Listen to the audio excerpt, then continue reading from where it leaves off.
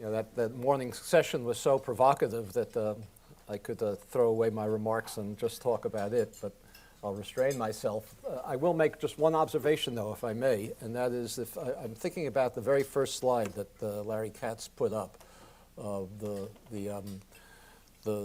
one that showed the variation in upward mobility from the bottom quintile by metropolitan area. And what struck me was that, and I didn't look at it long enough, obviously, or carefully enough, but it seemed that there's almost a direct correlation between the intensity of African Americans in that lower quintile and the degree in which there was upward mobility. That is, those metropolitan areas where the lower quintile was predominantly African American had the lowest rates of upward mobility from that bottom quintile. So that leads into what I'm going to talk about with you this afternoon. And I spent most of my time as an education policy writer. I'm somewhat new to this area. And as a result, in 2007, I read a Supreme Court decision that prohibited the school districts of Louisville and Seattle, Washington, from implementing a very, very modest school desegregation plan. Both of them had school choice programs, and parents of adolescents could choose the high school in which they would go, but if the choice of a parent would tend to exacerbate the racial isolation of a high school, then that parent's choice would not be respected in favor of a choice that would help to desegregate the high school. So if you had a high school that was predominantly white and one place was left and both an African American and a white child applied for it, the African American child would be given some preference. Very token, modest plan. Most children don't want to go to school outside their neighborhoods, and the cases where there's one place left and you have a choice of two opposite-race children are trivial. So you couldn't have a more modest desegregation plan, but the Supreme Court said that you couldn't do it. They said it was a violation of the Constitution, and it was a violation of the Constitution because the schools in Louisville and Seattle, they don't use the word segregation, were racially isolated because they were located in racially homogeneous neighborhoods. And the neighborhoods were racially homogeneous not because of segregation, but for accidental reasons, because of personal choices, because of real estate agents who might have steered families to same-race neighborhoods, maybe because African Americans didn't have enough income to move to middle-class neighborhoods. They called that, and it's a term that I think you're all familiar with, we're all familiar with, they said that's de facto segregation. And when you have de facto segregation, there's no permissible constitutional remedy. And I remembered, I was struck when I read this case. It was based, as I say, partly in Louisville, Kentucky, and I remember the case back in the 1950s where a white family in a suburban Louisville community sold a home to an African-American middle-class Navy veteran. And a mob surrounded the home. It was the police protected the mob. The home was firebombed, dynamited, and the state of Kentucky reacted by arresting, trying, convicting, and jailing the white seller for sedition. And that, to me, didn't sound much like de facto segregation. And I'd heard, I've read a lot of other things over the course of the years that contributed to that conviction of mine, and none of it really stuck until this case gelled. And I began to look into whether de facto segregation wasn't just an isolated, wasn't just contradicted by isolated instances like this one in Louisville, Kentucky, but whether it was a systematic pattern that we've forgotten, and by which every metropolitan area in this country, and I've lived in many of them, every metropolitan area in this country has been segregated not by the accident of personal choices or economic differences, but by very explicit federal, state, and local policy designed to create a segregated landscape everywhere we look. And I concluded, and this is what I'm going to try to speak with you for a few minutes this afternoon about, is I concluded that yes, indeed, we abolished segregation in the mid-20th century in everything from higher education to water fountains to restaurants to buses, to elementary and secondary schools, but we left in place the biggest segregation of all, and that is that every metropolitan area in this country is racially segregated. There are clearly defined residential areas in every metropolitan area in this country that are overwhelmingly African American and overwhelmingly, if not entirely, white. And so the question arises, why did, if we were committed in the mid-20th century to abolish segregation, racial segregation, why did we leave untouched and have continued to leave untouched the biggest residential segregation of all, which is the residential segregation by neighborhood? And I think it's largely because of this myth. We've convinced ourselves that it's part of the natural environment.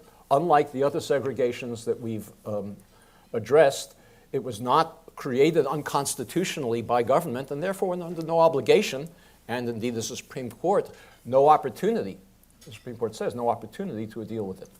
So let me spend a few minutes trying to summarize just a few of the many federal, state, and local policies that have created a very explicit system of unconstitutional government-sponsored segregation that characterizes our residential landscapes. One of them is the public housing program. Now, we all have an image of public housing. Most of us think of public housing, I'm sure, even people as sophisticated as those in this room, think of public housing as a place where poor people live.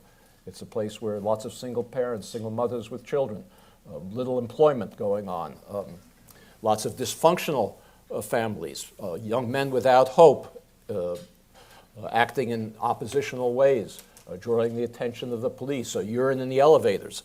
This is our image of public housing, but that's not how public housing began in this country. Public housing began in this country as a program primarily for white middle-class and working-class families who were paying the full cost of the housing and their rents. It was designed to alleviate a housing shortage in the Depression. The first civilian housing, public housing in this country was built by the Public Works Administration in the New Deal, starting in 1933. And the Public Works Administration in the New Deal built public housing across the country on a segregated basis, very often creating segregation in communities that hadn't known it before, or at least where it wasn't nearly as intense as it later became, partly because of the public housing patterns that were created. So some of you may have read the autobiography of Langston Hughes, which I frequently like to talk about, the great African-American poet and playwright, novelist. He wrote his autobiography, The Big C, and he describes at the beginning of the 20th century, early in the 20th century, when he was growing up as an adolescent in Cleveland, he lived in an integrated neighborhood in downtown Cleveland. We don't typically think today of downtown Cleveland as being a place where there's integration, but the neighborhood he grew up in was about half black and half white. And he talks about how his best friend in high school was Polish, and he dated a Jewish girl. This was the kind of community it was. And in fact, metropolitan areas everywhere were much more integrated then in the downtown areas and in the urban areas than they are today. We would be very surprised if we could be transported back there to see the extent of integration. And the reason was quite simple. Workers didn't have automobiles to get to work. And so if they were going to work in downtown factories or other workplaces, which were primarily located downtown, they had to be able to walk to work. And so you had many neighborhoods with white ethnic immigrants and Jewish immigrants and African Americans and migrants from rural areas all living in the same neighborhoods. Not every other house was of a different race, but broadly speaking in the same neighborhoods, and that's the kind of neighborhood that Langston Hughes grew up in. And the Public Works Administration went into that neighborhood in Cleveland, demolished housing, integrated housing, and built two separate projects, one for African Americans and one for whites, creating a pattern of segregation which built on some trends in Cleveland at the time, but created a pattern in that metropolitan area that grew and persisted. And this went on everywhere. In my book, I like to talk about places like Cambridge, Massachusetts, and Berkeley, because they're thought of as being the most liberal areas of the country. And I figure if I can show you that these kinds of policies were enacted in those places, they were probably enacted everywhere.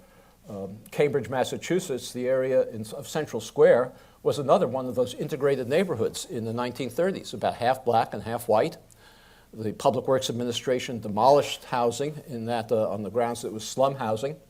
In Central Square area and built two separate projects, one for African Americans, one for whites, creating a segregated pattern that hadn't previously existed. And they can't be said to have been following community patterns because there was no such segregated community pattern there. And this happened everywhere the Public Works Administration built housing in the 1930s, and that continued with the next big federal housing program under the United States Housing Authority. In my book, the frontispiece of the book, a picture, is of Franklin Roosevelt handing the keys to the 100,000th family to get public housing from the federal government during the New Deal. And that family is clearly middle-class, well-dressed white family, surrounded by a crowd of other families, all white, in the development in Pittsburgh, Pennsylvania. That's what public housing was in the 1930s. And this grew during World War II. During World War II, hundreds of thousands, as you know, workers flocked to centers of defense production in order to take jobs in the defense industry. These were workers at the tail end of the Depression who had no other employment. The government had to provide housing for these workers. One of the places I like to talk about, to focus on, is an area just north of Berkeley called Richmond, California. Richmond was a center of shipbuilding. The Kaiser shipyards were centered there and eventually employed 100,000 workers in Richmond, where there was no real industry before. Richmond itself was a small community of about 20,000 before the war, with only a handful of African Americans there. It was an all-white community. The only African Americans living in Richmond were some domestic servants of white families. By the end of World War II, Richmond had a population of nearly 100,000. I don't know if you can imagine what it's like for a community. I can't. What it's like for a community in 4 years to grow from 20,000 to 100,000. But if those ships were going to continue to be produced, the government somehow had to find housing for the workers who were flocking to Richmond from both white and black, from all across the Southwest and the West. And so it did. The federal government built public housing then for the war workers in Richmond.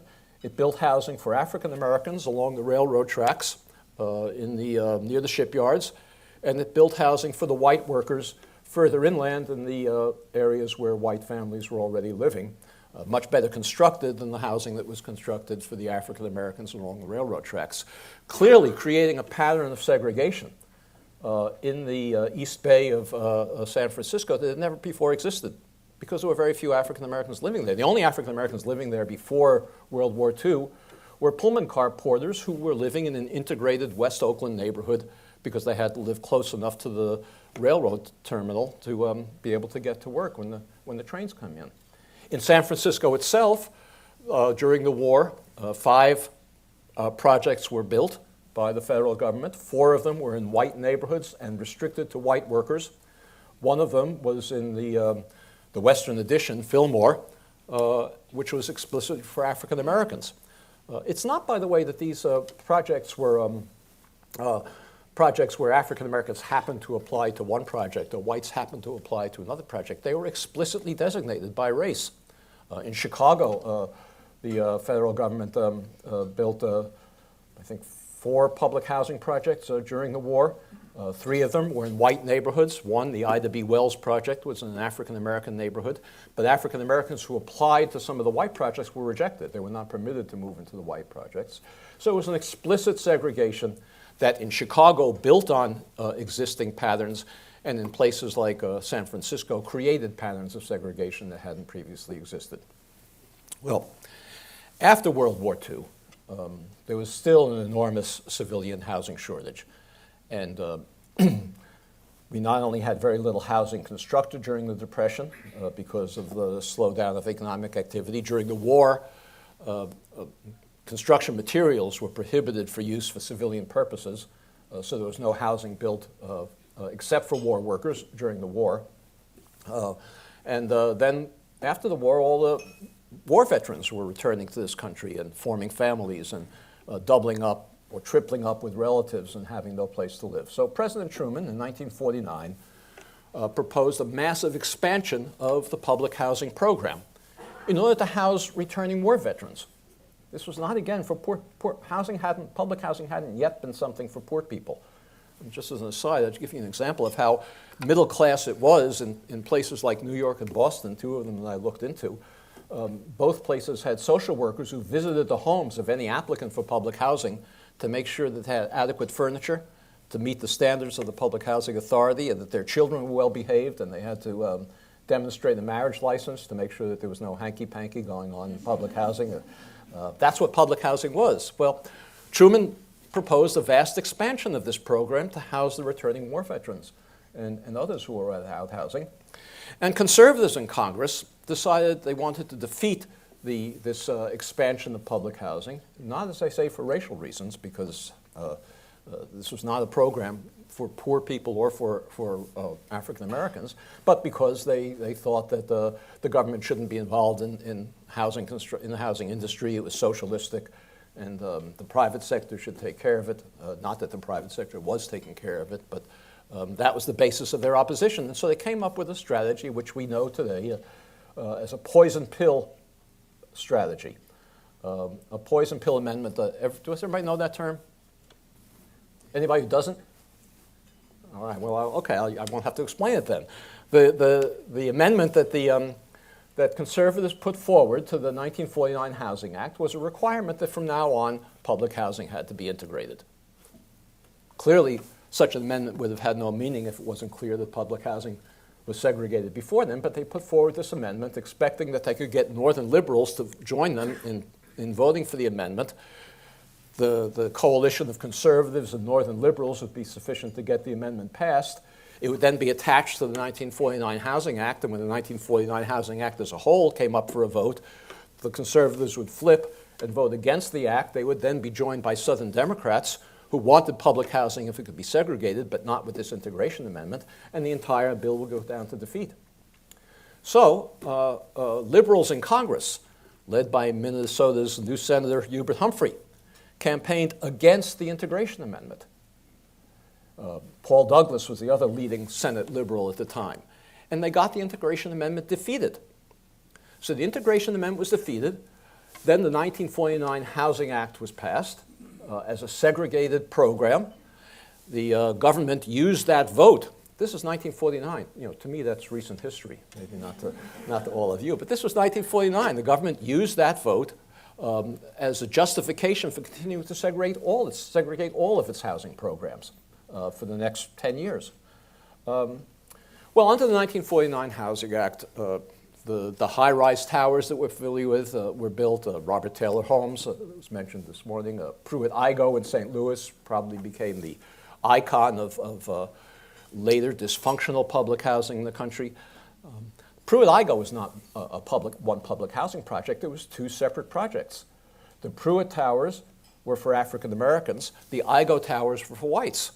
Not, again, that whites happened not to apply to the Pruitt Towers and blacks not to apply to the Igoe Towers. These were explicitly designated by race, by the federal government and by the St. Louis Housing Authority. And this went on all over the country. Again, explicitly designated public housing projects by race built under the provisions of the 1949 Housing Act. Very shortly after these projects were built, development occurred across the country, uniformly across the country. And that is that large numbers of vacancies developed in the white projects and long waiting lists in the African American projects. And this happened everywhere. Eventually, it became so conspicuous that to have a big housing shortage and all these empty apartments in the white designated projects that governments, public housing authorities and the federal government eventually opened up the white projects to African Americans. At about the same time, as you all know, industry started leaving central cities. People living in these projects became poorer and poorer, fewer and fewer employment opportunities in their neighborhoods. Eventually, the housing began to be subsidized. No longer families paying the cost of housing and the rents. Maintenance and upkeep of the projects declined. They began to deteriorate, and we began to develop the kinds of low-income vertical slums that we came to know today as the image of public housing. But the public housing program itself, as I say, was originally designed for working-class families and it was designed as a segregated program, and indeed in many cities it did create segregation where it hadn't previously existed or reinforced patterns of segregation that were emerging perhaps as a result of the first Great Migration during World War I. Well, why did these vacancies develop in the white projects, and why did long waiting lists develop in the black projects? That's a question that I'm sure comes to your mind, and the reason is another federal program that was perhaps even more powerful in segregating segregating the country than the public housing program. And that was a second New Deal agency, the Federal Housing Administration, established in 1934. Now, many of you, I'm sure, are familiar with the fact, the term redlining. I know we're going to hear more about that this afternoon, and the fact that the Federal Housing Administration typically refused to insure mortgages for African Americans in predominantly African American neighborhoods. That is really a minor part of what the Federal Housing Administration did to create segregation in this country. Its major activity, less well known, but still more important than the redlining activity, was its subsidization of the movement of white families out of cities into single-family homes in the suburbs. And this is a program of the federal government that dated back to World War I. During the Wilson administration, some geniuses in the Wilson administration decided that after the Russian Revolution, the way to keep American workers from becoming communists was to get them into single-family homes. So the government started a propaganda campaign during World War I, racially tinged. One of the things they tried to persuade white families to do was to leave cities into single-family homes to avoid racial strife, quote unquote. But they couldn't really accomplish much because it was just propaganda. It was the Federal Housing Administration that put teeth into this, and it did so by subsidizing mass production builders. Prior to World War II, most housing that was built in this country was an individual home here or there, or maybe a few.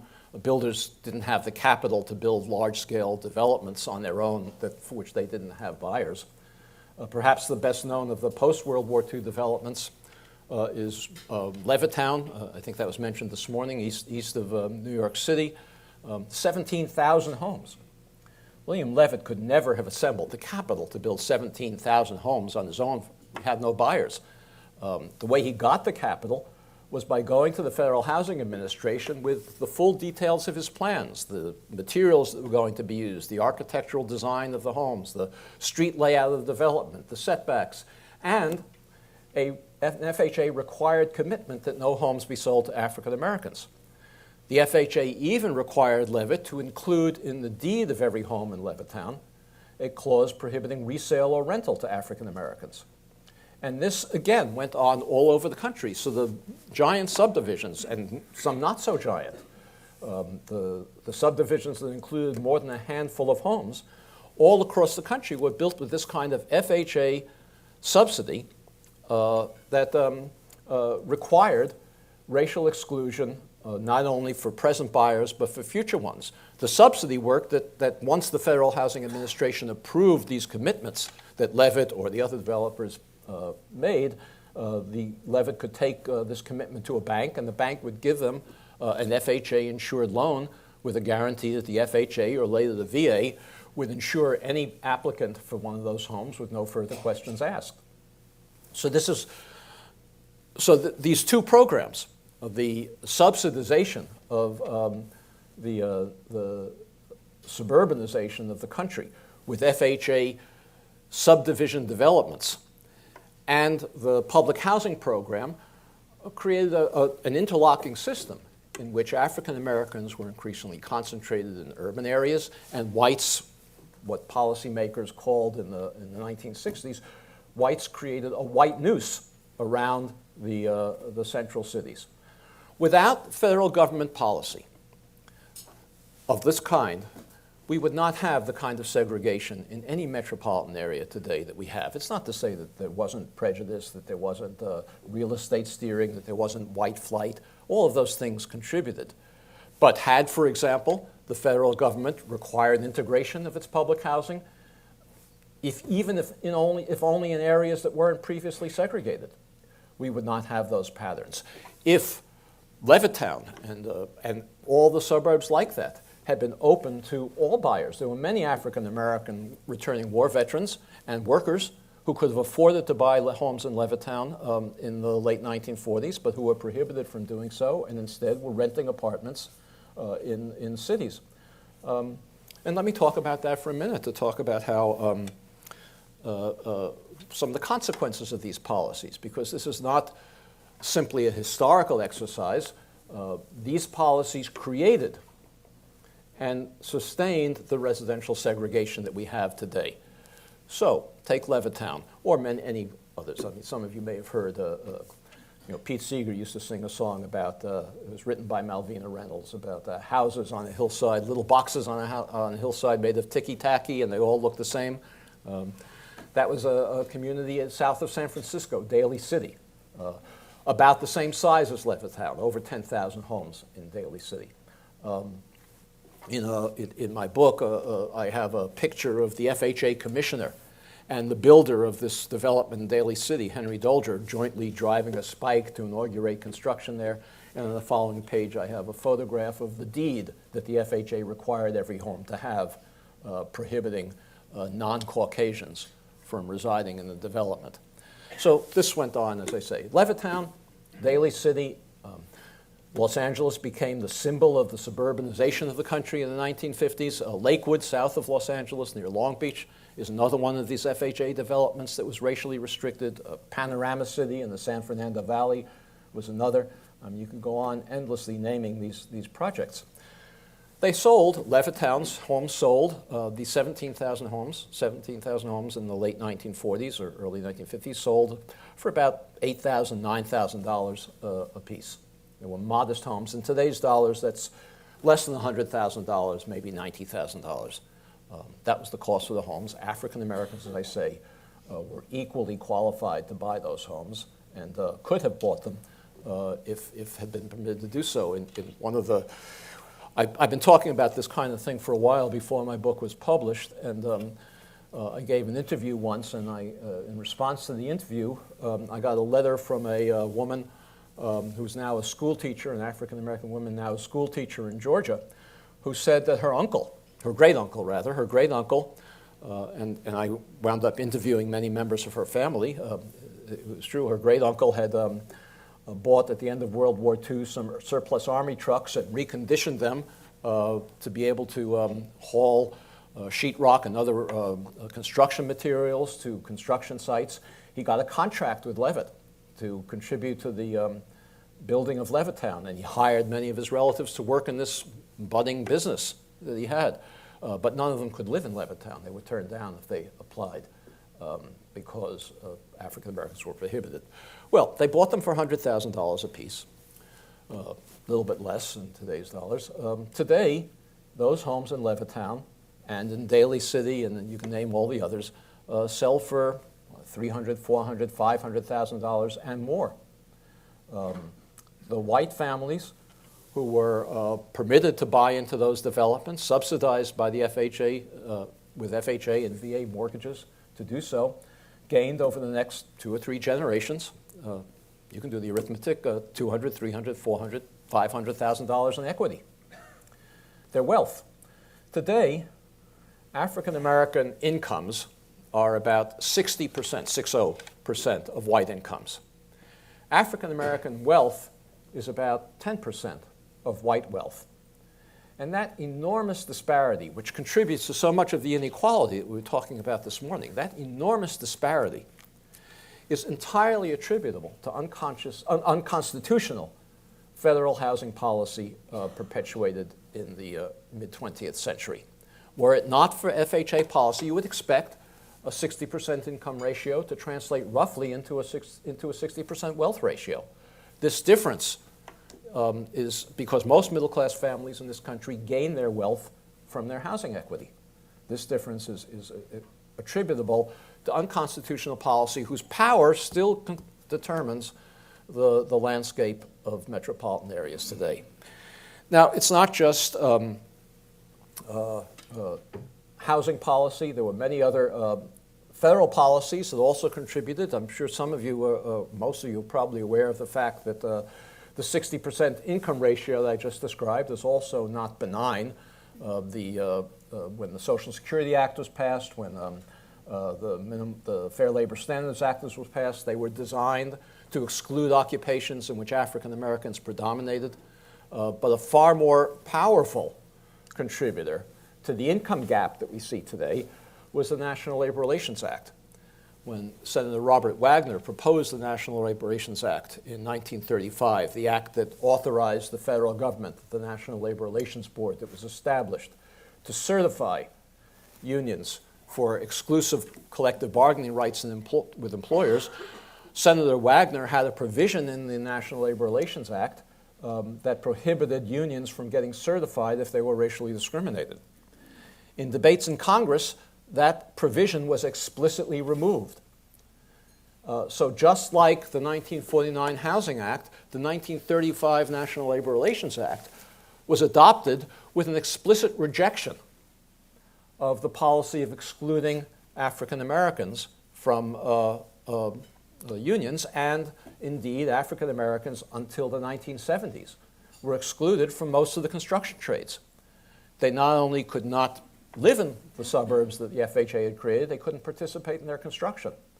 And they couldn't participate in many of the war industries at the higher jobs. The African Americans I was talking about who migrated to the World War II defense industries were mostly restricted to lower level jobs. There was a strike of African American shipbuilding workers in San Francisco who refused to pay dues to the union because they weren't permitted to join it and therefore got none of the benefits of employment that white workers got. Well, as you know, construction jobs were one of the big drivers of the big growth in incomes of the working class in the post-World War II boom. And because, as we learned this morning, a family with a low income is more likely to have children who, as adults, have low income than a family who does not. This becomes a multi-generational compounding situation. So the 60% income ratio is not as attributable to federal policy as the 10% wealth ratio, but it's still substantially attributable. Well, we've never remedied any of these policies. And we have residential segregation today in every metropolitan area as a result of never remedying it. Well, we've never remedied it for a few reasons.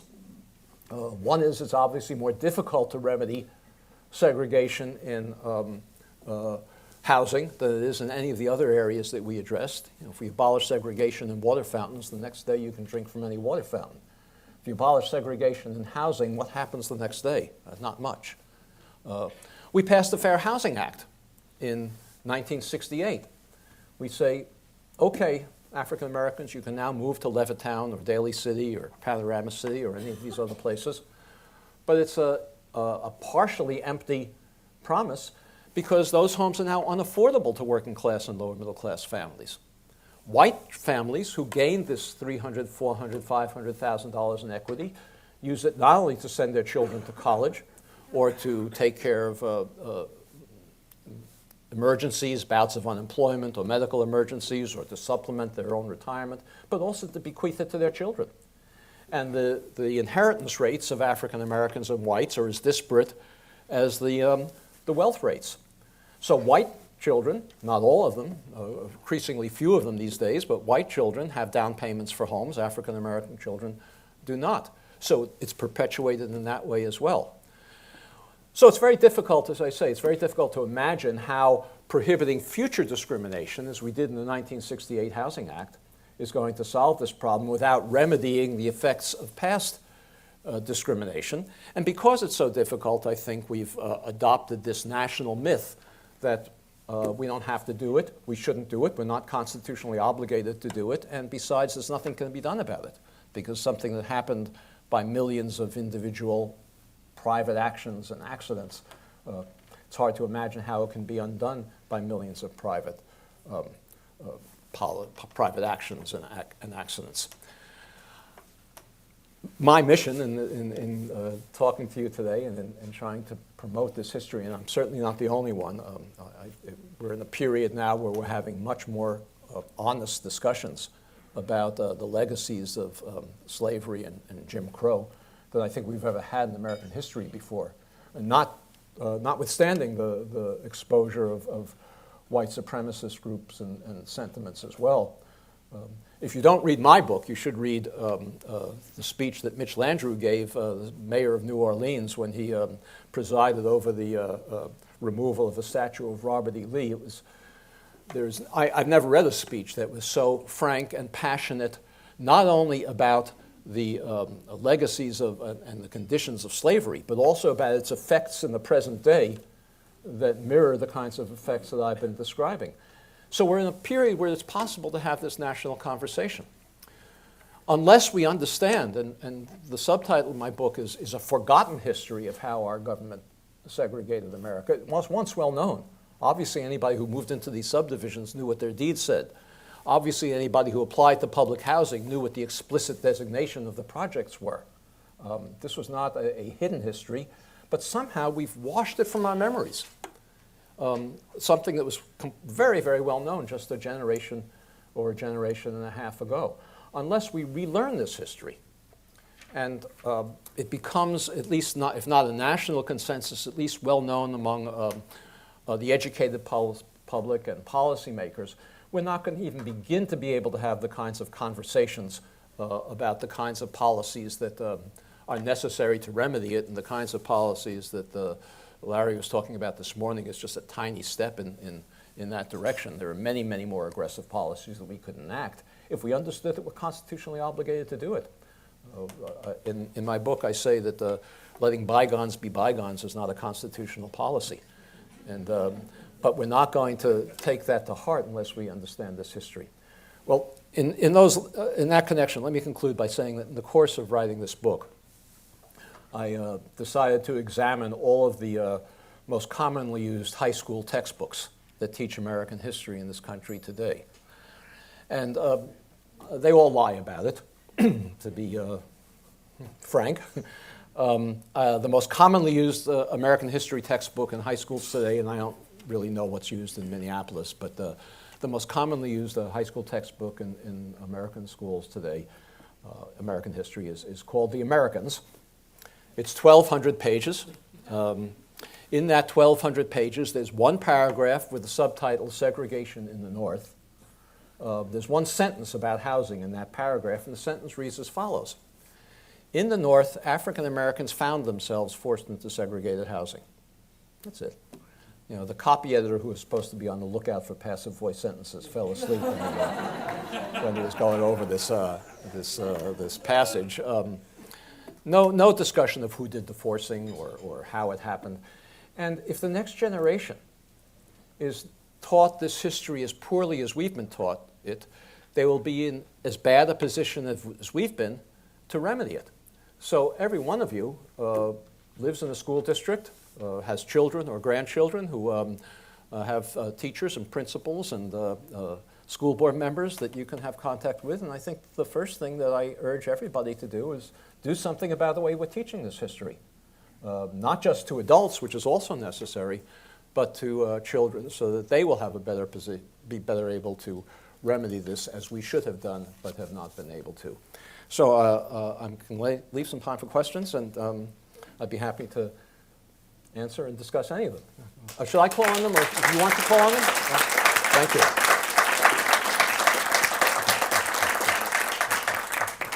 So I think it's important to educate people on how active government was in these areas.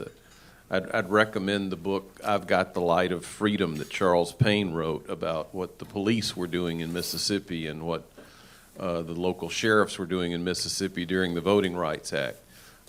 It's truly shocking.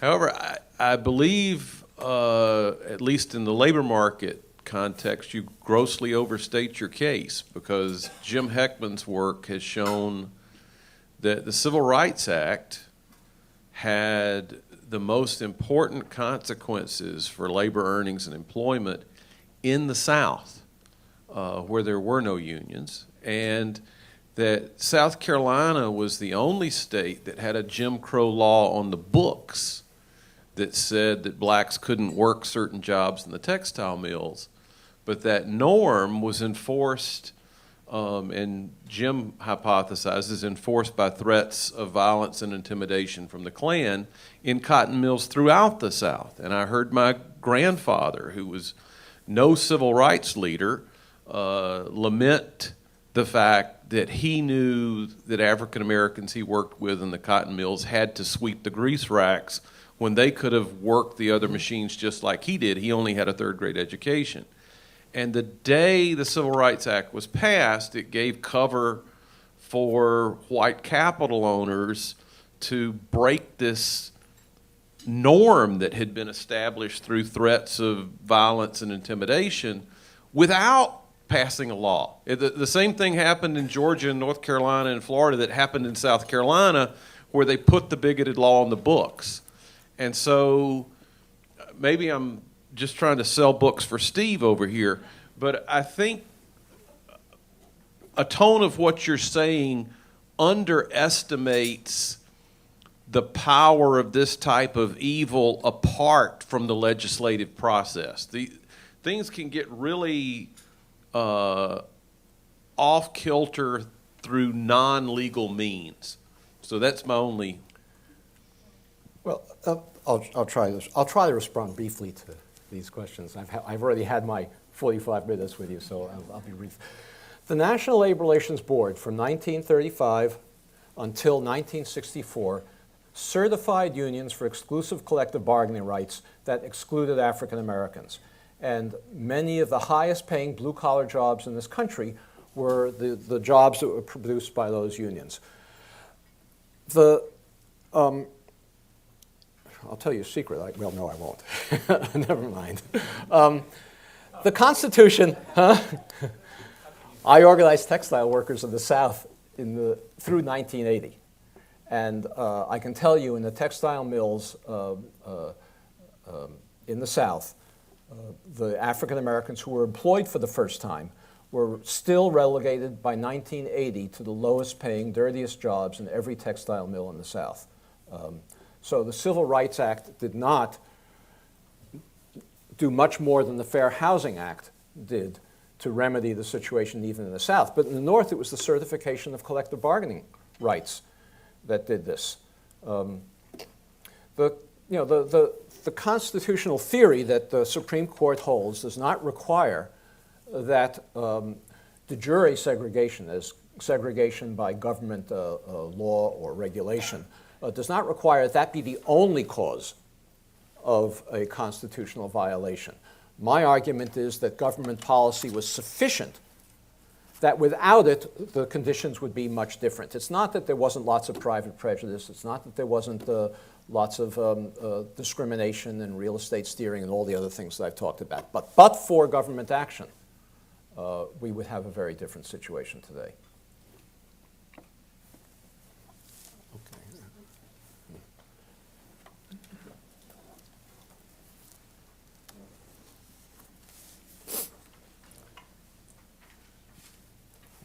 First, thank you for writing this very important and compelling book. The last part of your book, you talk a bit about remedy, whether we call it reparations or something else. And I'm wondering if you haven't talked about that in this talk. Could you speak a bit about what you think are feasible reparations, remedy to deal with this problem? Well, I don't talk about it much. I stuck that chapter in the book because people demand to know what I would do about it. And I'm not the expert. I don't consider myself a housing expert. There are housing experts in this room. But I had to, to satisfy people, I did write it.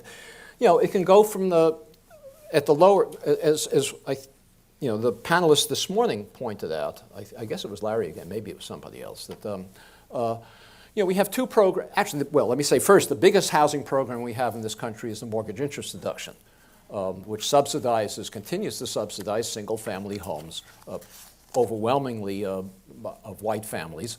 In the book, I talk about, and this is an extreme remedy, I talk about a proposal to withhold the mortgage interest deduction from jurisdictions, put them in escrow.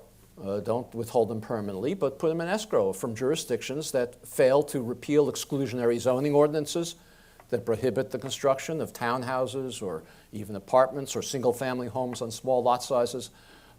This was once done, not withholding mortgage interest deduction, but George Romney, President Nixon's Secretary of Housing and Urban Development, had a program called Open Communities because he knew the history that we've all forgotten. He said that the federal government has created a white noose around urban areas, and he withheld federal funds. He proposed to withhold federal funds from any suburb that didn't move towards having its fair share, to use today's New Jersey term, its fair share of low and income and minority families, because the Supreme Court hadn't yet decided that we can't talk about minorities, withhold money from suburbs that didn't take steps to have their fair share of disadvantaged families, that didn't accept subsidized federal housing, and that didn't accept public housing. And he actually withheld funds, federal funds, from 3 suburbs. Baltimore County, not the city, but Baltimore County, a community near Cleveland, a suburb near Cleveland, and one in Michigan. And President Nixon reined him in. He was eventually forced out as Secretary of Housing and Urban Development, and his Open Communities plan was discarded, and we've had nothing like that since because we've forgotten the history. So the extent to which we can implement remedies depends on how much we understand this history. I'll give you a very extreme example and then some more modest ones. I'll be brief, I promise. The extreme one, take the Levittown example I gave you. If we had understood that we had a constitutional obligation to remedy the wrong that I described before, the federal government would buy up the next homes that came up for sale in Levittown at $300,000, $400,000, $500,000 market prices and resell them to qualified African Americans for $100,000. That would be a narrowly targeted remedy for the constitutional violation that was created. At the other end, talking about in the morning we talked about how both the Section 8 program, the Housing Choice Voucher program, and the Low-Income Housing Tax Credit both predominantly place families in already segregated low-income neighborhoods. But those are relatively easy to change. In the last 2 years of the Obama administration, they adopted a rule. Eventually, it became final, I think, 2 weeks before President Trump's inauguration, that adjusted the Section 8 voucher amounts so that there were higher voucher amounts for families who moved into middle-class, high-opportunity neighborhoods and lower amounts for families who used them to move into segregated neighborhoods. The Trump administration announced that it was not going to enforce that rule, and there are now all kinds of lawsuits, there are now lawsuits challenging its refusal to enforce the rule without going through its own rulemaking process. So from that very modest extreme up to the crazy idea that I threw out a minute ago, there are lots of things we could do if we understood the obligation to do it.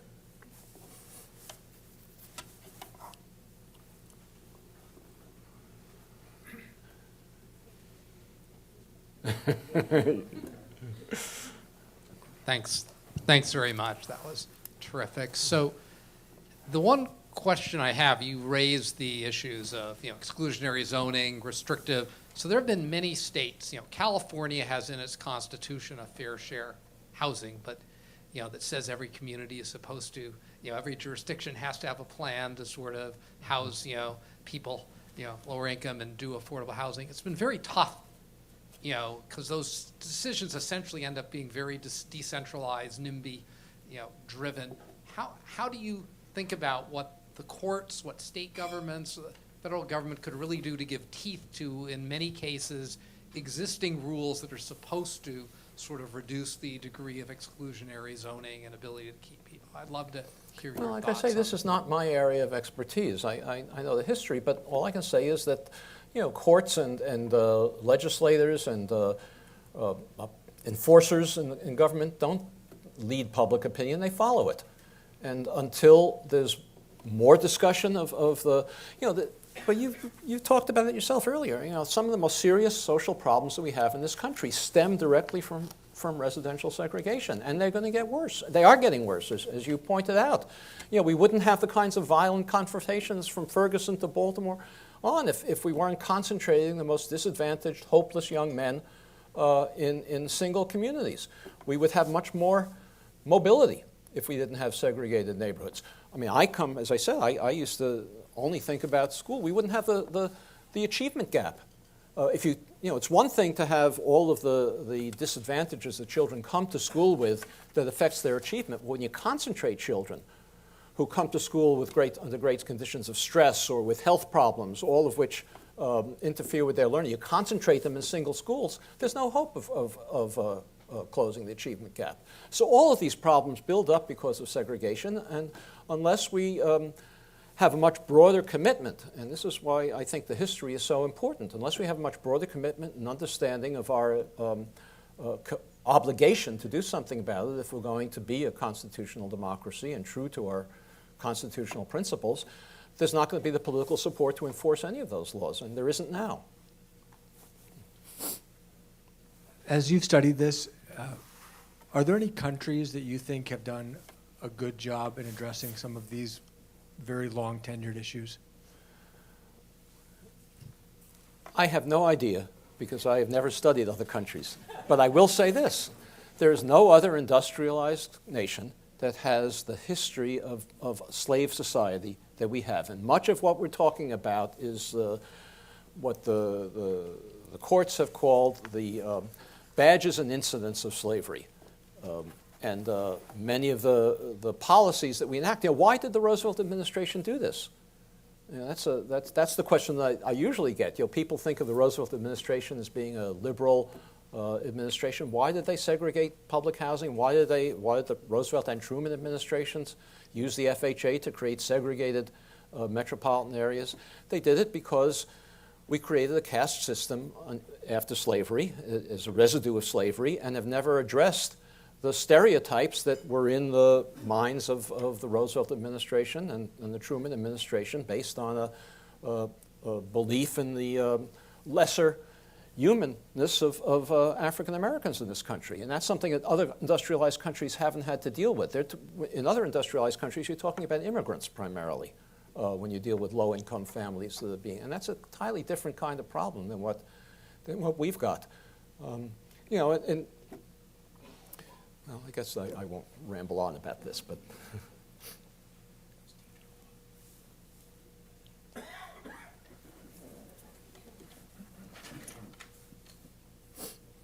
I'm puzzled at your repeated reference to constitutional argumentation. And what I mean by that is several things. First, my understanding, I'm not trained as a lawyer, but of course the judicial system began to think about whether or not various notions of equal rights extended to social and economic spheres. And in the 1960s, there was a turn in jurisprudence, and that's kind of a dead letter. And so I wonder whether or not, so that's the first point, is I'm not sure that there is an accepted school of legal thought that would see the courts as remedying these injustices because of the constitutional arguments you're making. Second, it seems to me that when we have a Supreme Court Chief Justice who refers to sociological gobbledygook with reference to the triviality of how you would measure gerrymandering, to ask the court to adjudicate the role of social interactions versus the law in the decomposition of inequality is pushing too hard. I put those as background because it seems to, the question I'd ask you is, let's suppose it's 100% because of decentralized decisions. In any case, in what sense would the moral justification for action be any less? I don't follow the last thing you said. I understand the first part about the courts and Roberts and all that. But I'm saying, well, suppose in this debate on whether it's the decentralized behavior of people versus the actual role of legal choices. I'm asking, what we have is a certain degree of inequality, certain violations of equality of opportunity as conceptualized via whether people are responsible for the sources of inequality, et cetera. I just don't see that it would have any bearing on the moral justification for intervention. Meaning we need to do it regardless. Yeah, we do it either way. well, of course we need to do it. But the point, regardless. why focus on the constitutional side as opposed to the equality of opportunity side, which becomes much more contentious with respect to measurement, for example? Because most people in this country today believe that it's impermissible to take explicit action to address racial inequality because it happened by accident. And it seems to me that demolishing that myth is critical. John Roberts, I didn't write this book for John Roberts or even for Anthony Kennedy. If a public opinion was to change sufficiently as a result of the discussions we're now beginning to have in this country about race, it would not be in John Roberts' tenure, even John Roberts' tenure, and certainly not Anthony Kennedy's tenure, that we'd be able to really move forward, but we need to make a start. But John Roberts himself says, oh, if it were de jure segregation, then of course we could remedy it. His theory about this clear distinction between de facto and de jure segregation, I think, is not smart. But for purposes of this discussion, I'm willing to accept it. He's wrong on his facts. Take his theory that we're required to remedy de jure segregation, we're not permitted to remedy de facto segregation. But he's wrong about his facts. What we have falls into the de jure category, not the de facto category. And we have a widespread myth that this is all de facto. It's non-existent. Without these kinds of policies, and I only described two of them, the public housing and the FHA, I could go on, and I won't, I promise you, and describe many, many other public policies that also contributed to this systematic segregation of the country, all of which I say we've forgotten. And I think many people in this country, many well-meaning people in this country, and I've experienced this in my own talking, and other people have done the same thing, begin to think differently about this when they realize that it didn't happen by accident. Nobody thought that when the Supreme Court abolished school segregation in 1954, nobody thought that it was constitutional before 1954. We don't think that. It took the Supreme Court a long time to recognize that it was unconstitutional, but it didn't become unconstitutional in 1954. Now, the remedies are different. There's no way to solve this problem through litigation. I agree with that, because the way our legal system works, nobody would have a standing to challenge policies that are 50 years old. But in terms of judicial review of policies to remedy it, that is a place where Roberts' flawed theory would prevent meaningful reform.